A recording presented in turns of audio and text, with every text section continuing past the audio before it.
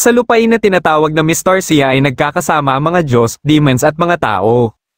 Isang araw ay naghasik ng lagim dito ang ancient dragon na tinatawag na Bahamut. Nagtulong-tulong silang lahat na labanan ito hanggang sa matagumpay nila itong naiselyo. Katapos ay nagpa siya ang mga Diyos at mga demons na hatiin ang susi para hindi ito basta-basta mapakawalan.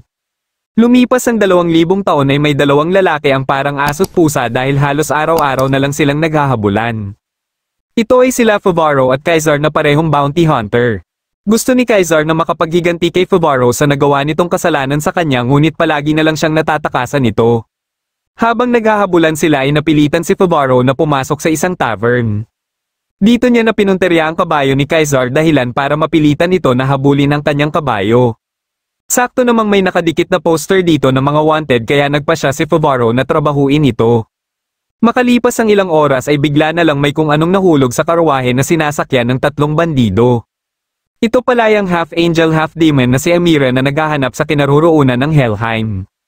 Akala ng mga bandido ay sinuwerte sila dahil may madadala na din sila sa kanilang amo ngunit ito na pala ang kanilang katapusan. Kinagabihan pagkadating ni Fuvaro sa hideout ng wanted na si Gar ay ipinakita niya sa mga ito ang kanyang bounty hunter bracer para magpakilala na isa siyang bounty hunter. Mabilis lang niyang pinatulog ang mga tauhan ni Gar kaya nagpalabas na ito ng mga halimaw. Dahil dito ay nagpasya siya na lumabas na ng gusali. Akala ni Gar ay balak lang niyang tumakas ngunit pagkaatake ng mga halimaw ay dito na nito napagtanto na may inihanda pala siyang patibong. Sinubukan pa nito na atakihin siya ngunit madali lang niya itong natalo. Gamit ang kanyang bracer ay matagumpay niya na itong nahuli. Kagad niyang pinuntahan ng Diyos na si Bacchus para kunin ang pabuya sa pagkakahuli niya kay Gar. Nagtaka siya kung bakit kalahati lang ang ibinigay sa kanya pero bago pa man maipaliwanag ni Bacchus ang dahilan ay nakatulog na ito sa sobrang kalasingan. Dahil dito ay nagpasya na lang siya na magtungo sa tavern para magpakasaya. Habang nakikipag-inuman siya sa mga chika babes ay ikinikwento din niya ang mga naging karanasan niya sa iba't ibang lugar. Nabanggit niya na sa susunod ay gusto naman niyang magtungo sa Helheim dahil may alam siyang shortcut papunta dito. Sakto namang napadaan dito si Amira kaya narinig nito ang kanyang mga sinabi. Aalis na sana ito dito nang mabangga nito si Kaizar dahilan para malaglag ang kanyang compass. Matapos may abot ni Kaizar dito ang compass ay umalis ito kagad at pumasok ng bar si Kaizar dahil narinig niya ang boses ni Fuvaro. Maghahanda pa lang sana siya sa pag-atake nang mabilis siyang nilapitan ni Fuvaro. Dahil dito ay nakaisip na naman ng paraan si Fuvaro para maisahan siya. Makalipas ang ilang minuto habang umiihi si Fuvaro ay dito na siya nilapitan ni Amira. Kagad siyang tinanong nito tungkol sa shortcut patungo ng Helheim dahil nabanggit niya umano ito sa tavern. Bagamat puro kasinungalingan lang ang kanyang mga sinabi sa mga chika babes ay sinamantala niya ang pagkakataon na ito para makahingi ng halik kapalit ng impormasyon na hinihingi ni Amira. Ngunit hindi ito natuloy dahil biglang dumating dito ang kakambal ni Gar na si Ghost. Dito niya na napagtanto kung bakit kalahati lang ang nakuha niyang pabuya kanina. Nagpalabas din ito ng halimaw para paatakihin sa kanya. Nang magawa niya itong mapuruhan ay naiwan naman dito ang kanyang espada. Dahil ayaw ni Amira na may mangyaring masama sa kanya ay nagpa siya na ito na kalabanin ng halimaw. Binugbog nito ang halimaw hanggang sa tumilapon pabalik kay Fuvaro ang kanyang espada. Dahil dito ay nagkaroon ng pagkakataon si Fuvaro na atakihin si Ghost kaya nahuli din niya ito. Ngunit tumilapon naman sa kanya ang isang bariles kaya nawalan siya ng malay. Nanaginip siya na nasa nasusunog na lugar siya at nang makita niya ang isang dragon ay dito na siya nagising. Pumasok dito ang babae na nakainuman niya kagabi na siya umanong nakakita sa kanya sa daan. Ipinaghanda siya nito ng panligo ngunit nang maghubad siya ay natakot ito at dali-daling lumabas. Nang makita niya sa salamin ng kanyang hitsura ay laking gulat niya nang makita na may buntot na siya ng isang demon. Nalaman naman ng Archangel na si Gabriel na may nagnakaw sa God Key o ang kalahati na susi sa selyo ng Bahamut. Dumating dito ang Archangel na si Michael para ipaalam kay Gabriel na inutusan niya na umano si Gian the Ark ng Orleans Knights na hanapin ito. Si Gian ang vessel ng mga Diyos na biniyayaan ng kapangyarihan para harapin ang mga halimaw na umaatake sa mga tao. Inisip naman ni Fuvaro na baka nananaginip lang siya ngunit nang mauntog siya ay ramdam niya ang sakit. Dito na nagpakita sa kanya si Amira kaya nalaman niya na nagcast pala ito ng contract spell sa pamamagitan ng halik. Tatanggalin lang umano ito kung sasabihin niya ang shortcut papuntang Helheim. Lumabas muna siya para makapag-isip-isip ngunit tinawag na pala ng mga babae si Kaizar para hulihin siya. Dahil dito ay mabilis siyang nagbihis at umalis na dito. Pagkababa ni Amira ay sumakay sila ng kabayo at dito na nakita ni Kaizar ang kanyang buntot. Kaya inakala kaagad ni Kaizar na isa nga siyang demon. Ilang sandali lang ay dumating dito ang hukbo ng Orleans Knights na naatasan ni Gia na maghanap ng nagnakaw sa God Key. Nang malaman ni Kaizar mula kay Levali na ang hinahanap nila ay isang demon na nag-anyong tao ay naisip niya kaagad si Favaro. Nagsalita siya na hindi niya sasabihin ang kanyang mga nalalaman dahil misyon niya na dakpin ito. Hindi nagustuhan ni Gaurin ang kanyang mga sinabi kaya nakatikim siya dito. Dito niya na biglang naalala ang sinapit ng kanyang ama na isa ding kabalyero at si Favaro ang kanyang sinisisi dito. Nangako siya sa kanyang sarili na ibabalik niya ang dangal ng kanilang pamilya kaya kailangan niyang mahuli si Favaro. Nagtungo naman sila Favaro sa Live-Ian para hulihin ang isang demon. Katwiran niya kay Amira ay kailangan umano muna nila ng pondo bago sila magtungo ng Helheim. Nang makaharap na nila ang demon ay mabilis itong iniligpit ni Amira kaya dito niya na din napagtanto na hindi nga talaga panaginip ang nangyari kagabi. Matapos nilang makuha kay Bacchus ang pabuya ay bumili muna sila ng masusuot ni Amira. Katapos ay kumain sila at dahil unang beses pa lang ni Amira na uminom ay hindi ito nakapagpigil dahilan para malasing ito. Makalipas ang ilang oras ay nagtungo sila sa isang lawa. Plano sana ni Favaro na samantalahin ng pagkakataon na ito na iligpit si Amira para matanggal na ang contract spell. Pero nang mapansin niya na hindi nagliliwanag ang kanyang bracer ay nagtaka siya. Bumangon si Amira at dito na ito nagpakilala sa kanya. Natanong naman niya kung bakit gusto nito na pumunta ng Helheim kaya sinabi na din ito na dahil dito niya umano mahahanap ang kanyang ina. Biglang dumating dito si Kaizar at sa sobrang pagkagulat ay nabitawan tuloy ni Favaro ang kanyang espada. Aatakihin na sana ni Kaizar si Favaro pero kaagad siyang hinarangan ni Amira kaya nagkaroon ng pagkakataon si Favaro na makaatake at dali-dali silang umalis dito. Kinaumagahan ay nagpatuloy sa paghahanap ang Orleans Knights. Nang malaman ni Favaro ang kanilang hinahanap ay sinabi niya ang kinaroroonan ni Amira kapalit ng malaking pabuya. Kaya di nagtagal ay nakita na nila Gaurin si Amira na mabilis namang tumakas. Hanggang sa magpasya na ito na harapin na lang sila Gaurin. Pagkabalik ni Favaro sa kanyang kabayo ay nagulat na lang siya na hindi siya sinunod ng kabayo. Sa halip ay nagtungo ito sa kinaroroonan ni Amira. Pagkadating nila dito ay ibinaba siya ng kabayo na nagdahilan sa pagkalaglag ng kanyang mga smoke screen. Bago pa siya makita nila Gaurin ay mabilis siyang umalis dito at sumama sa kanya si Amira. Ngunit nang makarating sila sa tulay ay inaabangan na pala sila dito nila Levali. Dahil dito ay ginawa niya na lang na hostage si Amira at nang makita ni Levali ang pendant ni Amira ay pinigilan niya ang kanyang mga tauhan na umatake. Dito na sinamantala ni Favaro ang pagkakataon para tumakas. Ngunit dahil sa kanilang ginawa ay naging mga wanted na din sila. Nagpasya si Kaizar na hanapin sila hanggang sa mapunta siya sa nayo ng Nableville kung saan may wanted din dito. Ngunit bigla siyang nahulog dito dahilan para mawalan siya ng malay. Nakarating na din ang balita sa mga demon ang tungkol sa pagkakanakaw ng God Key kaya pati sila ay hinahanap na din si Amira. Napapaisip ang isang fallen angel na si Azazel kung sino kaya ang pagbibigyan ni Amira ng God Key. Pagkadating ng mga alagad ni Cerberus ay nalaman nila na patungo ngayon ng Nableville sila Amira. Nagpasya si Azazel na hayaan muna sila dahil hindi na ito kailangan. Nang magkamalay si Kaizar ay nasa isang bahay na siya kasama ang isang batang babae na si Rita. Ilang sandali lang ay dumating dito ang mga magulang ni Rita at matapos silang magpakilala ay niyaya nila si Kaizar na kumain. Habang inihahanda naman nila Favaro ang kanilang gagamitin sa Nableville ay biglang naalala ni Favaro na may pakpak pala si Amira na siyang magpapadali sana sa kanilang biyahe. Ngunit nang ipinakita ito ni Amira ay iisa lang pala ito dahil naputol ang isa nito. Dito niya na naikwento ang lahat bago siya malaglag mula sa kalangitan. Ito ay nung kinuha niya ang God Key at matapos niyang makuha ito ay sinubukan siyang pigilan ng ibang mga anghel kabilang na si Michael. Dahil sa ginawang atake nito sa kanya ay dito na naputol ang isa niyang pakpak na nagdahilan din sa kanyang pagkahulog. Nang matanong ni Favaro kung nasaan na ngayon ang God Key ay sinabi ni Amira na nasa loob niya na ito dahil siya na ngayon ang nagsisilbing God Key. Nang kakain na sana sila Kaizar ay sinubukan pa siyang pigilan ni Rita pero hindi niya ito pinansin at kumain pa din siya. Katapos nilang kumain ay nakiusap sa kanya ang mga magulang ni Rita kung pwede umano siyang tumulong na labanan ang mga halimaw na parating umaatake sa kanilang bayan. Hindi naman niya tinanggihan ang pakiusap ng mga ito kaya tuwang-tuwa ang mga ito. Kinabukasan ay naghanda na sila kasama ang ibang residente para harapin ang tinutukoy na halimaw ng mga ito.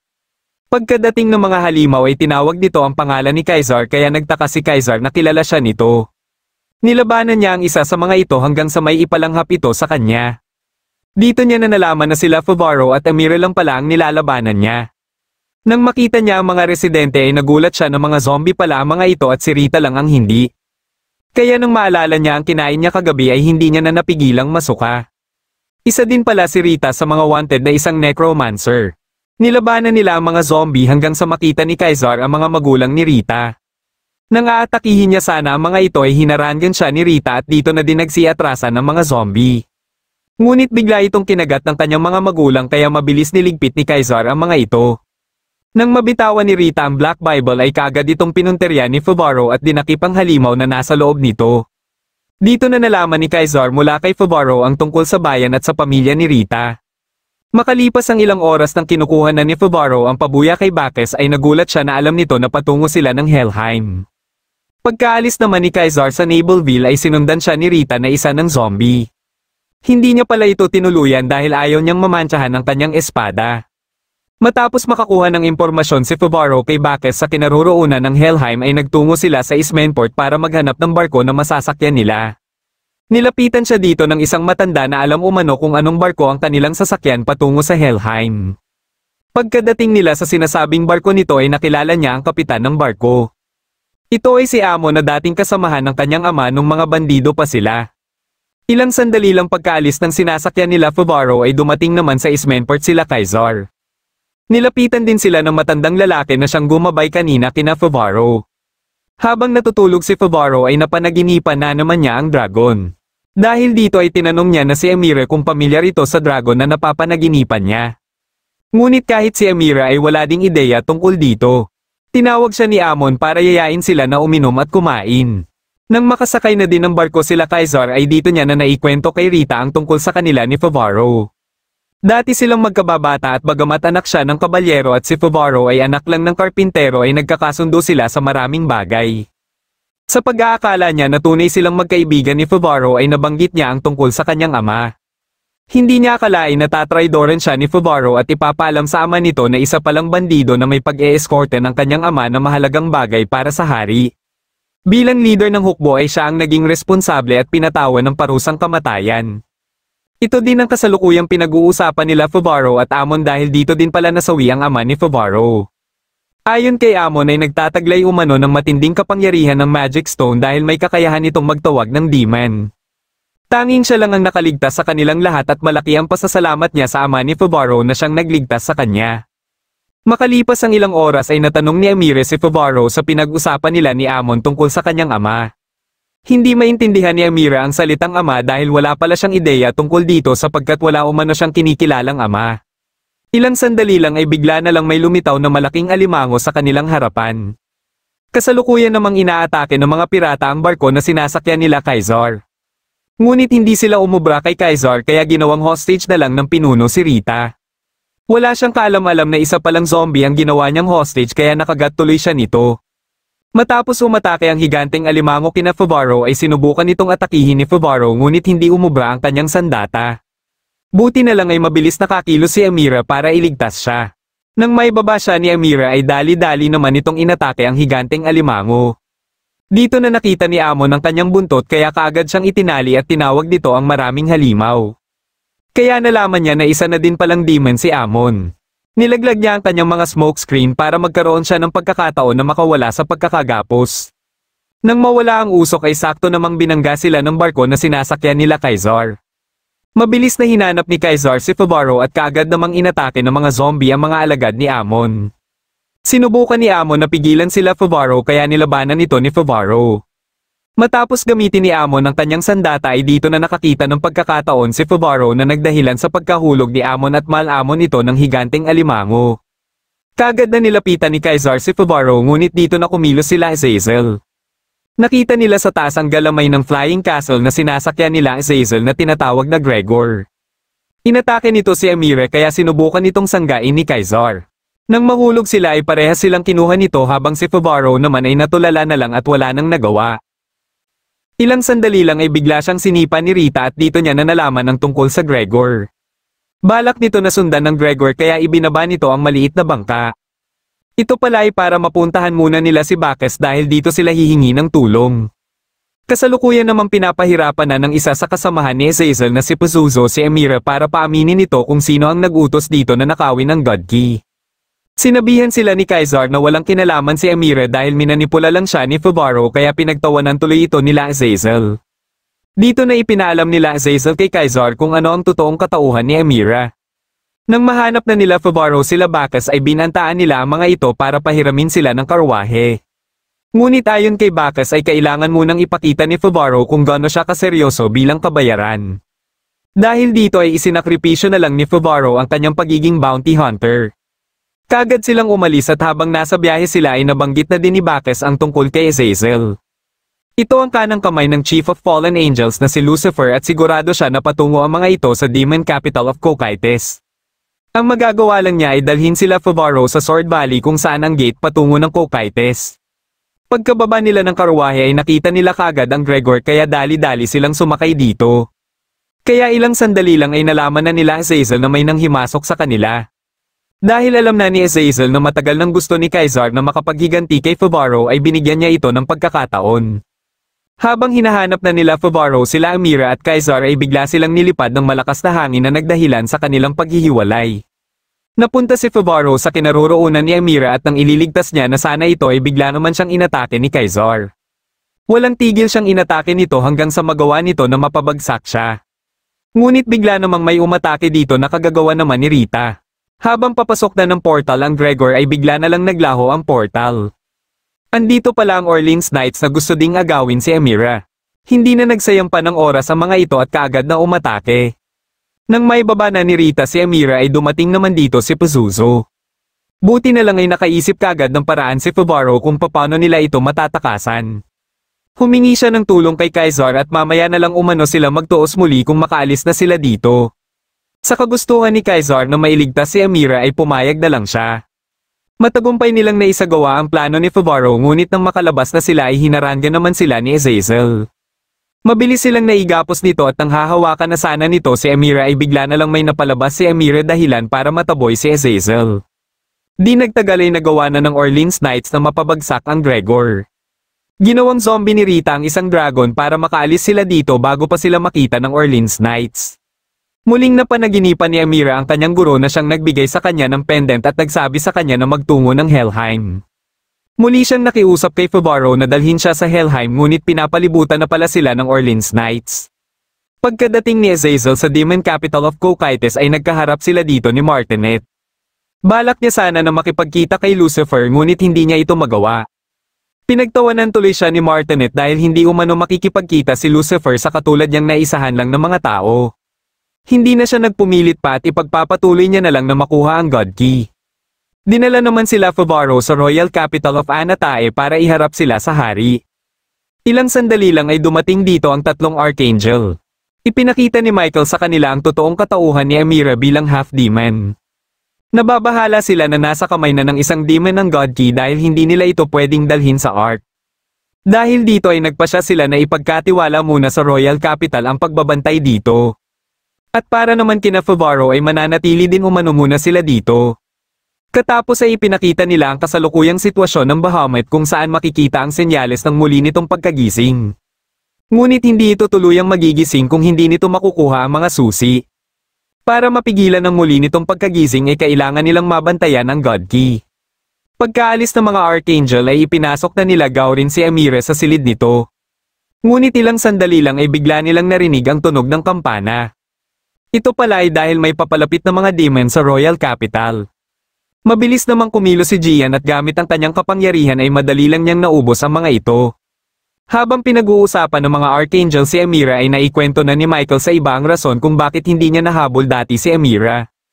May kutob sila na ang pumoprotekta kay Amira ang siyang pasimuno para nakawin ang God Key nang sa gayon ay mapakawalan nito ang Bahamut.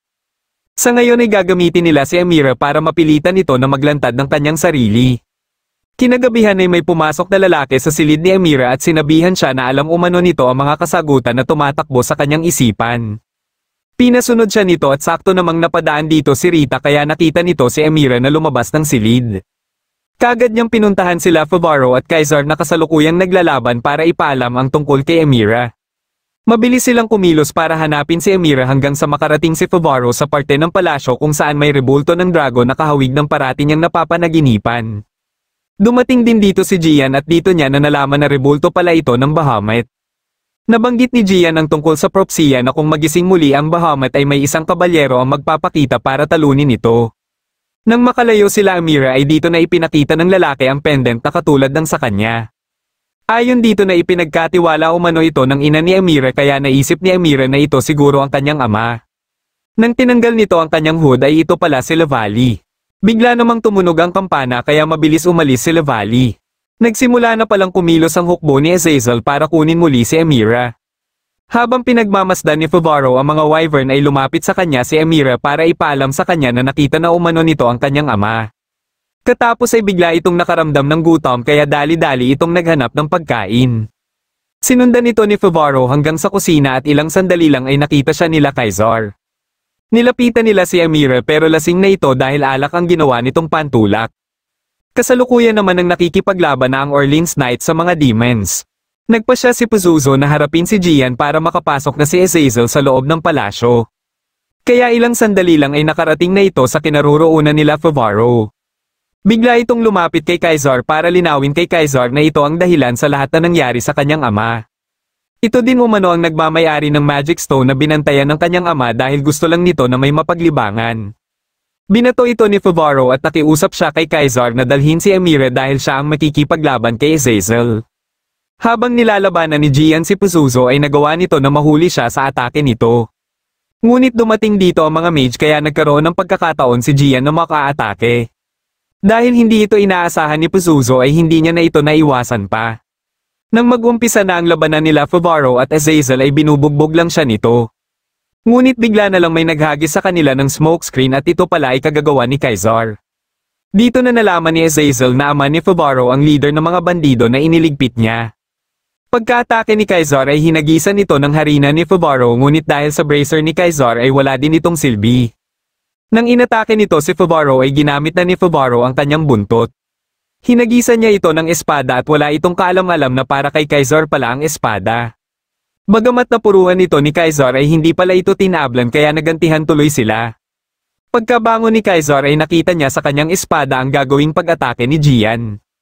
Dahil dito ay sinugod niya si Azazel para hindi nito mapansin si Gian. Nang mapuruhan siya nito ay sakto namang nakaatake na si Gian at hindi na ito nagawa pang mailagan ni Azazel. Bago pa ito tuluyang maluso ay nagpa siya ito na umatras na.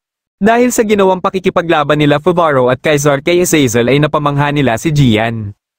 Kaya kinausap nito ang hari para hilingin dito na gawin silang mga miyembro ng Orleans Knights. Kagad silang pinasundo kay Gaurin para sa kanilang seremonya bilang mga opisyal ng miyembro ng Orleans Knights. Nang makita ni Amira si Lavali ay lalapitan niya sana ito ngunit pinigilan siya ni Favaro. Pagkasimula ng seremonya ay ayaw sana itong tanggapin ni Favaro ngunit hindi naman nagdalawang isip si Kaizar na tanggapin ito kaya tinanggap na lang din ito ni Favaro. Ilang sandali lang ay nagpakita sa kanila si Michael para purihin sila sa ginawa nilang pagprotekta kay Amira. Katapos ay may ibinigay itong espada kay Gian na may kakayahan umanong kumitil kahit ng isang Diyos. Nang pabalik na sana si Azazel sa Cocytus ay nagpakita naman sa kanya si Beelzebub. Sa galit niya na nilinlang lang siya nito ay sinugod niya ito ngunit naunahan lang siya. Alam niya na may pinaplano ito na traidorin si Lucifer. Kinagabihan ay napapaisip na ang hari na parang nalalamangan na siya ni Gian matapos ipagkatiwala ni Michael dito ang makapangyarihang espada. Tinanong niya ang kanyang ina kung sino ang pinakamamahal sa Royal Capital at laking gulat niya nang bigla itong magpakita sa kanya. Sinabihan siya nito na mag-ingat kay Gian sapagkat ito ang kikitil sa buhay niya. Wala siyang kaalam-alam na ang wine pala na ininom niya ay nilagyan ng mahika para paniwalain siya na may binabalak nga na masama si Gian sa kanya. Tinulungan naman nila Favaro si Amira na makausap si Lavali. Nang makaharap na ito ni Amira ay niyakap siya nito at dito lang nalaman nila Favaro na 5 taong gulang pa lang pala siya. Nilinaw ni Lavali sa kanila na hindi ito ang tunay na ama ni Amira dahil naatasan lang sila noon na bantayan ang ina nitong si Nicole. Ngunit isang gabi ay may isang demon ang nagpakita at kinuha si Amira. Sa kagustuhan ni Nicole na mabawi ang kanyang anak ay nagpa siya ito na sundan ng demon at dito na nito ipinaubaya kay Lavali ang pendant. Pinagsama ni Lavali ang 2 pendant para ipakita sa kanila ang eksaktong lokasyon umano ni Nicole at ito ay sa Valley of Demons o sa Prodesia. May kakaibang kapangyarihan umano si Nicole na siyang habol ng mga demons at posibleng matanggal din ito kay Amira ang God Key. Tuwang-tuwa naman si Fuvaro dahil sa wakas ay makakawala na din siya sa spell na nilagay sa kanya ni Amira sakaling tumungo na ito sa Prudetia. Para magkaroon ng pagkakataon si Amira na makatakas ay humingi sila ng tulong kay Rita para maabala ang Orleans Knights. Nang palis na si Amira ay nakiusap na si Fuvaro dito na tanggalin na ang kanyang buntot.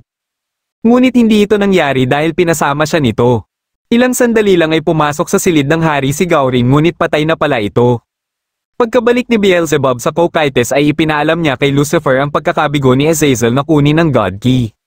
Nagboluntaryo ito na siya na lang umano ang kikilos para kunin ang God Key nang sa ganon ay maibalik na nila ang pinuno nilang si Satan.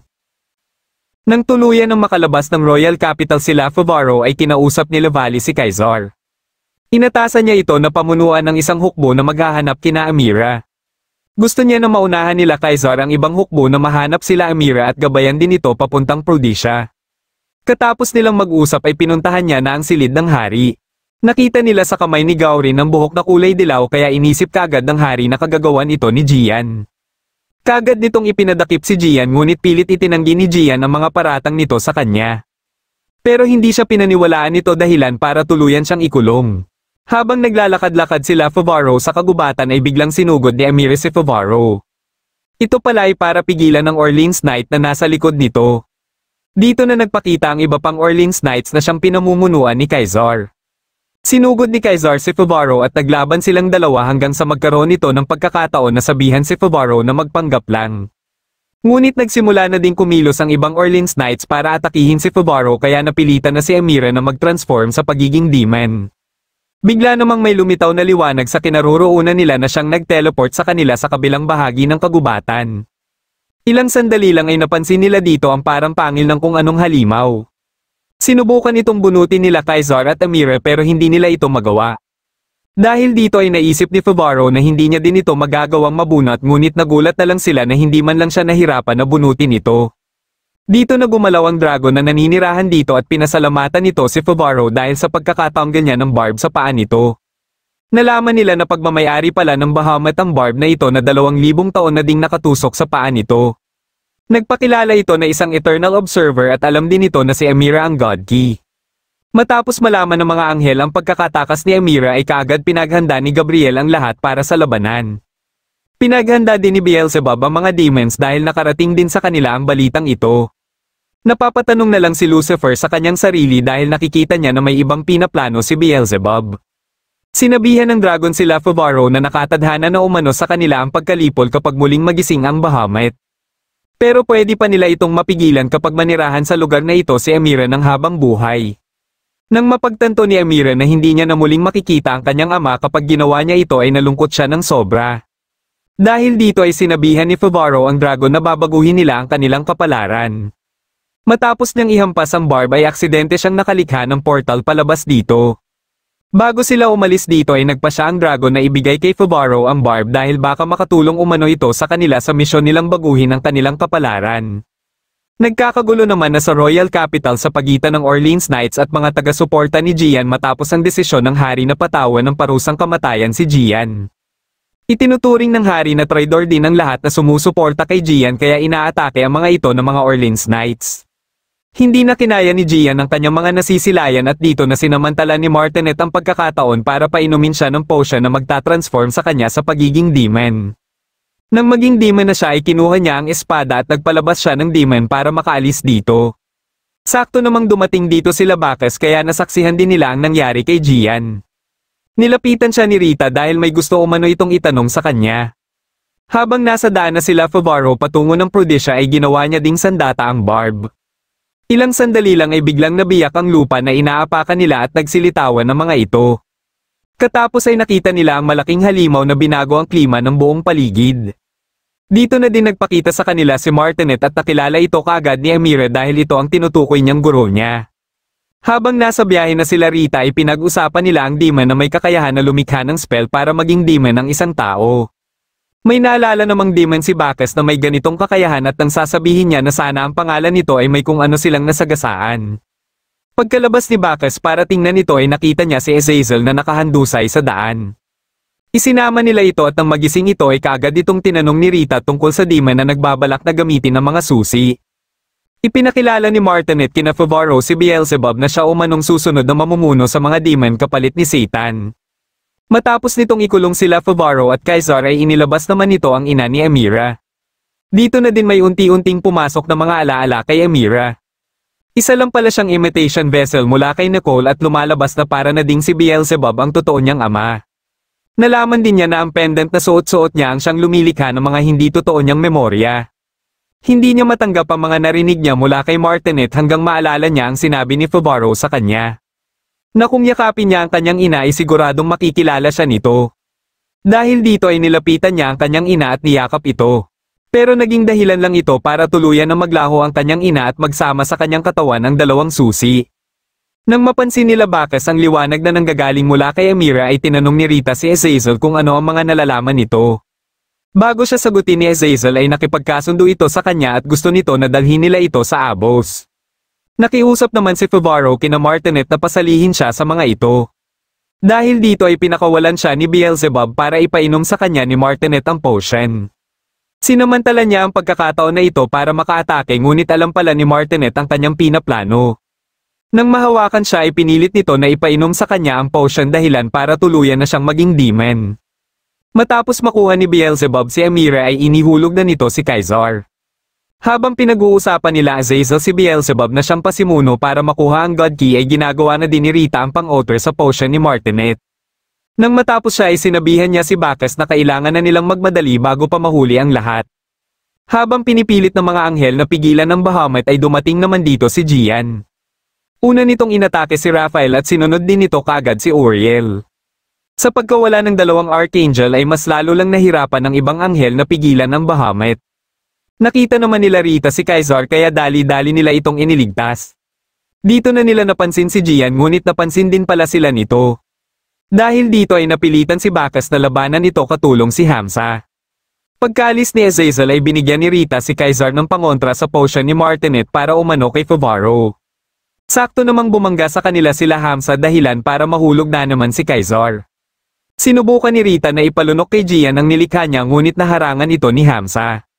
Buti na lang ay dumating dito si Michael at matapos itong mapuruhan ni Gian ay ipinalunok niya dito ang nilikha ni Rita. Dahil dito ay muli itong bumalik sa pagiging tao ngunit naging kapalit naman ito ang buhay ni Michael. Nang makita ni Azazel si Kaisar ay dinala niya ito sa kinaroroonan nila Favaro. Inatake niya si Beelzebub at sinusubukan naman ni Kaisar na kunin si Amira. Pagkadating dito nila Rita ay dali-daling nilapitan ni Rita si Amira ngunit pinigilan siya ni Favaro. Matapos may baba ni Favaro si Amira ay dito na siya hinarap ni Kaisar. Naglaban silang dalawa hanggang sa magkaroon ng pagkakataon si Kaisar na mapuruhan si Favaro. Dito na din lumabas si Amira at ilang sandali lang ay dumating dito si Lavali. Nang makita nila ang kalangitan ay isa-isa nang nagsidatingan ng mga Diyos. Bigla namang sinigawan ni Rita si Kaisar na lumayo umano siya kay Lavali at sakto ding natanggal na ang selyo ng mga anghel sa Bahamut. Kinuha nito si Amira at nang pipigilan sana ito ni Kaisar ay itinulak naman siya ni Lavali. Nang makuha na ng Bahamut si Amira ay kaagad itong nakawala sa pagkakaselyo. Tuwang-tuwa dito si Beelzebub sa pag-aakalang siya na ang kikilalaning amo ng Bahamut. Ngunit nang magsimula na itong umatake ay siya kaagad ang unang pinunterya. Katapos ay sunod-sunod na itong umatake sa iba't ibang panig ng lugar. Dito lang napagtanto nila Kaisar na si Lavali pala ang may pakanan ng lahat. Hindi lang mga tao ang nalinlang niya kundi pati na din ng mga Diyos at demons para lang maibalik nito ang Bahamut. Sinusubukan naman ng mga Diyos at demons na pigilan ang mga atake ng Bahamut ngunit sa sobrang lakas nito ay nalulusaw lang sila. Ilang sandali lang ay inatake na ni Kaisar si Lavali at bagamat napuruhan niya ito ay hindi pa din ito umubra. Dito na ito nagpalit ng mukha bilang si Martinet naman. Nang magkamalay si Favaro ay sinugod niya si Kaisar at naglaban silang dalawa. Ngunit may binanggit ito kay Kaisar na siyang ipinagtaka ni Kaisar. Ipinagpatuloy nila ang kanilang labanan hanggang sa magawa ni Favaro na maputol ang isang kamay ni Kaisar. Pinulot ito ni Favaro at lumapit siya kay Lavali para iharap ito. Dito na binanggit ni Kaisar ang incantation dahilan para mag-transform si Lavali bilang card. Makalipas ang ilang minuto habang tinatalian ni Rita ang sugat ni Kaisar ay naikwento ni Kaisar kung paano niya napabalik sa normal si Favaro. Ilang sandali lang ay dumating na din dito si Bacchus at ibinigay dito ni Favaro ang card ni Lavali. Wala pa ding tigil sa pag-atake ang Bahamut kaya nagpa siya na si Fubaro na harapin ito. Pinagamit ni Bacchus sa kanya si Hamsa para makarating siya kay Amira at nagpa siya din si Caesar na sumama sa kanya. Habang papalapit sila dito ay patuloy lang sa paggawa ng barrier ang mga anghel gayon din ang mga demon. Sinamantala nila Fubaro ang pagkakataon na ito para makalapit sa Bahamut. Pagkababa nila ay dali-daling nagtungo si Fubaro sa kinaroroonan ni Amira. Kagad niya itong sinaksak at nang mapansin siya ni Gian ay naalala nito ang Holy Knight na nasa rebulto ng Bahamut. Dahil sa paggalaw ng Bahamut ay nahulog si Fubaro papunta sa mata nito. Dito na nagpakita sa kanya si Amira kaya humingi siya ng tawad dito na hindi nila nailigtas ang ina nito. Pero ayon dito na nakilala umano siya ng kanyang ina nang niyakap niya ito katulad ng sinasabi ni Fubaro. Matapos itong magpasalamat kay Fubaro ay bumalik na ito sa Bahamut. Dito na din sumabog ang Bahamut kaya dali-daling kinuha ni Hamsa si Caesar. Kalahating taon nang makalipas ay naging captain na ng Orleans Knights si Caesar habang si Fubaro naman ay muling bumalik sa pagiging bounty hunter. Dito na nagtatapos ang huling episode ng Rage of Bahamut Genesis. Kung nagustuhan mo ang ating kwento ay huwag kakalimutan mag-like at mag-subscribe na din para malalaman mo kagad kung may bago akong video. Maraming salamat sa panonood at shoutout na din kina